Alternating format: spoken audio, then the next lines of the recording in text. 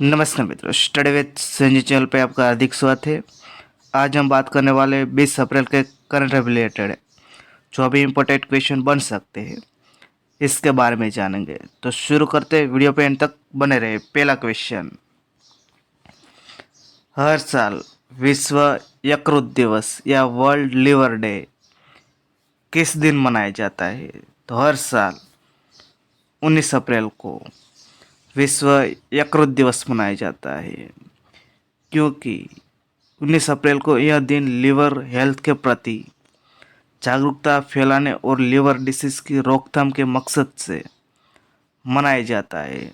और हमारा शरीर का जो सबसे बड़ा इंटरनल ऑर्गन होता है वो होता है यकृत या लिवर, जिसको हम जिगर भी कहते हैं। और 2024 की थीम रखी गई है वो keep your liver healthy and disease free. ये 2024 की थीम रखी गई है। तो अप्रैल के इम्पोर्टेंट डे के बारे में जानते हैं। 1 अप्रैल को उड़ीसा दिवस या उत्कल दिवस मनाया जाता है जो 89 में मनाया गया है। 2 अप्रैल को विश्व ऑटिज्म जागरूकता दिवस मनाया जाता है। 4 अप्रैल को अंतर्राष्ट्रीय खदान जागरूकता दिवस मनाया जाता है। 5 अप्रैल को राष्ट्रीय समुद्री दिवस। 6 अप्रैल को विकास और शांति के लिए अंतर्राष्ट्रीय खेल दिवस। 7 अप्रैल को विश्व स्वास्थ्य दिवस, जिसकी थीम है माई हेल्थ माई राइट। 10 अप्रैल को विश्व होम्योपैथी दिवस।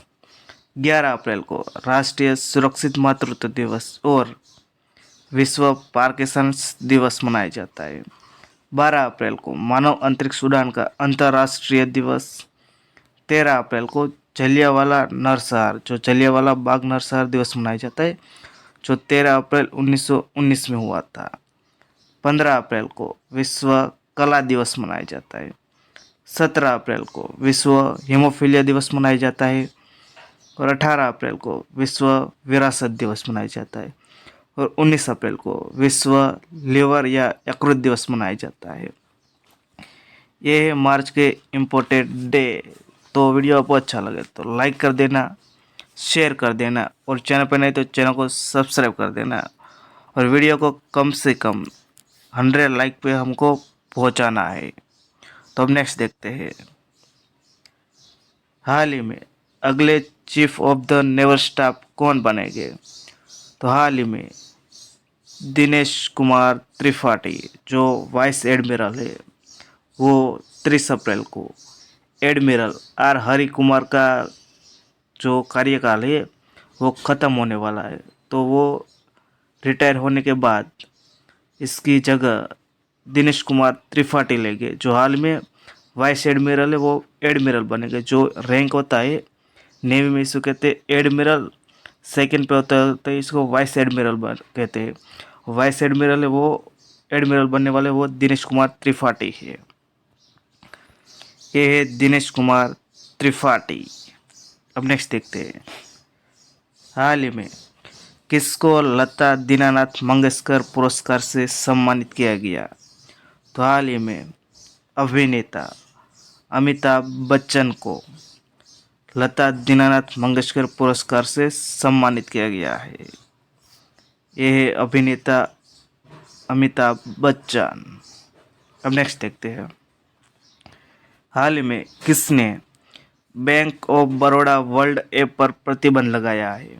तो हाल ही में आरबीआई के द्वारा bank of Baroda world app पर प्रतिबंध लगाया है, क्योंकि आरबीआई ने बैंकिंग रेगुलेशन एक्ट 1949 के तहत बैंक ऑफ वर्ल्ड ऐप के जरिए नए कस्टमर जोड़ने से रोक लगा दी गई है, क्योंकि उसमें कुछ गड़बड़ी पाई गई कस्टमर को जोड़ने के लिए। जो प्रॉपर जो इसका रेगुलेशन वो कंफर्म नहीं कर पा रहा था, इसके लिए आरबीआई ने इस पर रोक लगा दी है। यह है बीओबी वर्ल्ड ऐप जो बैंक ऑफ बड़ौदा का है। जो इसका हेडक्वार्टर है वो बड़ौदा में है जो गुजरात में स्थित है। अब नेक्स्ट देखते हैं। हाल ही में किस देश को Bharat BrahMos supersonic cruise missile का पहला बेंच दिया, मतलब पहला सेट दिया गया है? तो हाल ही में फिलीपाइंस को भारत ने पहला ब्रह्मोस सुपरसोनिक क्रूज मिसाइल का पहला बेंच दिया गया है।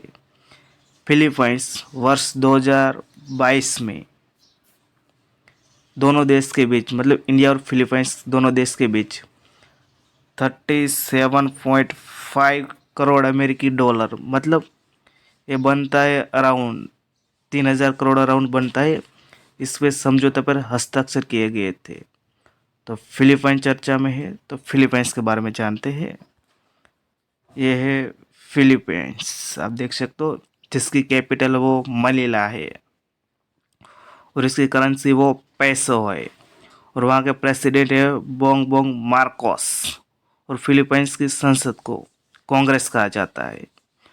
और जो ब्रह्मोस मिसाइल है ये इंडिया और रसिया ने मिलकर बनाई है और ये नाम इंडिया की ब्रह्मपुत्र नदी और रसिया की मॉस्कोवा नदी के दोनों के जोड़ के बनाया है, जो इसको हम कहते हैं ब्रह्मोस। अब नेक्स्ट देखते हैं। हाल ही में माउंट रुआंग ज्वालामुखी चर्चा में है, वह किस देश में है? तो माउंट रुआंग ज्वालामुखी हाल में इरप्ट हुआ है, मतलब उसमें लावा बाहर निकला है। जो हाल में वो इरप्ट हुआ है वो है इंडोनेशिया में है, जो उत्तर सुलावेसी द्वीप है वहाँ पे ये स्थित है माउंट रुआंग ज्वालामुखी, जो इंडोनेशिया में है। इंडोनेशिया में बहुत सारे ज्वालामुखी देखने को मिलता है, जैसा कि माउंट मेरापी, क्राकाटोवा, माउंट रुआंग जैसे चर्चा में बहुत रहते हैं ज्वालामुखी। तो इंडोनेशिया में बहुत देखने को मिलता है, जो कि कंट्री है वो रिंग ऑफ फायर में आती है, मतलब जो पैसिफिक वो कंट्री में देखने को मिलता है। जहाँ जापान वो भी आता है, फिलीपाइंस भी आता है, जहाँ सबसे ज़्यादा आपको ज्वालामुखी देखने को मिलता है। और जब समुद्रों में जो ज्वालामुखी फटता है, इसके कारण नए द्वीप के बीच बनते हैं, जो जापान को हाल ही में नया द्वीप मिला है। तो अब नेक्स्ट देखते हैं।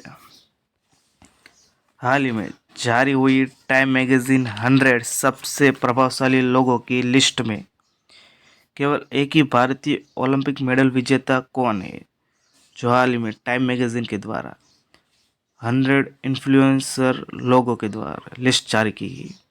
इसमें इंडिया की एकमात्र जो ओलंपिक मेडल विजेता है वो है साक्षी मलिक, जिसको हाल में इसमें समावेश किया गया है, क्योंकि साक्षी मलिक ने हाल ही में रेसलिंग फेडरेशन ऑफ इंडिया के जो प्रेसिडेंट थे ब्रुजभूषण शरण जी के खिलाफ जो लड़त लड़ी थी, इसके कारण जो प्रभाव देखने को मिल रहा था, इसके कारण टाइम मैगजीन ने इसमें हाल में समावेश किया गया है। तो इसके बारे में जानते हैं, तो कौन कौन है जो इसमें समावेश किए 100 सबसे इन्फ्लुएंसर 2024 में।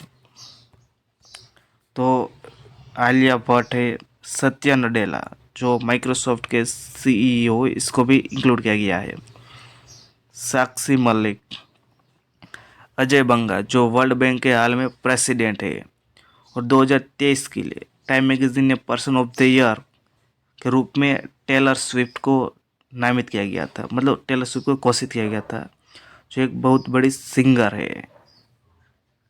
तो अब नेक्स्ट देखते हैं। हाल ही में केरल के इडुक्की जिले में स्पेस लेबोरेटरी का उद्घाटन किसने किया? तो हाल ही में केरल के इडुक्की जिले में स्पेस लेबोरेटरी का जो डीआरडीओ के अध्यक्ष है समीर वी कामत ने केरल के इडुक्की जिले में स्पेस लेबोरेटरी का हाल ही में उद्घाटन किया गया है। ये स्पेस है, जिसका स्पेस लेबोरेटरी है, इसका फुल नेम है submersible platform for acoustic characterisation and evolution का उद्घाटन किया गया है। ये स्पेस लेबोरेटरी है जो नेवी की फिजिकल और समुद्री विज्ञान प्रयोगशाला है, जिसमें समुद्र में जो प्रयोग किया जाता है इसके बारे में, और समुद्र के ऊपर मतलब पानी के ऊपर जो प्रयोग किया जाए इसके बारे में ये जानकारी देता है।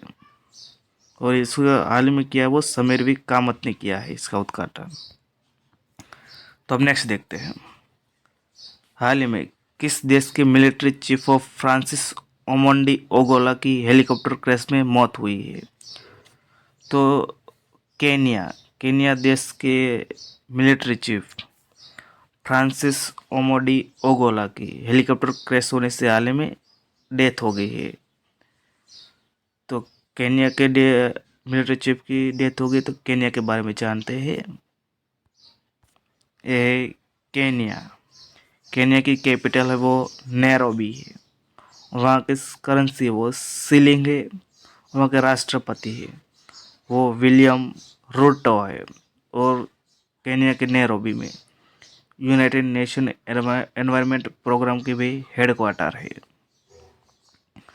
और हाल ही में केनिया के एक क्रिकेटर ने हाल ही में क्रिकेट से संन्यास लिया है, जिसका नाम आपको कमेंट बॉक्स में देना है, जो हाल में करंट अफेयर में था। तो अब नेक्स्ट देखते हैं। हाल ही में डेरेक अंडरवुड का निधन हो गया। वह किस खेल से जुड़े थे? तो हाल ही में क्रिकेट से जुड़े डेरेक अंडरवुड का निधन हो गया है। जो डेडली स्पिनर थे, ये जो क्रिकेटर थे वो इंग्लैंड के थे। ये है डेरेक अंडरवुड, जिसका हाल में निधन हो गया है। अब नेक्स्ट देखते हैं। हाल ही में सिंगापुर के प्रधानमंत्री किससे बनाया? तो हाल ही में जो वाइस प्रेसिडेंट थे लॉरेंस वोंग, इसको हाल ही में सिंगापुर के प्रधानमंत्री के रूप में बनाया गया है। ये है लॉरेंस वोंग। और सिंगापुर चर्चा में, तो सिंगापुर की कैपिटल वो सिंगापुर सिटी है। और वहाँ की करेंसी वो डॉलर है।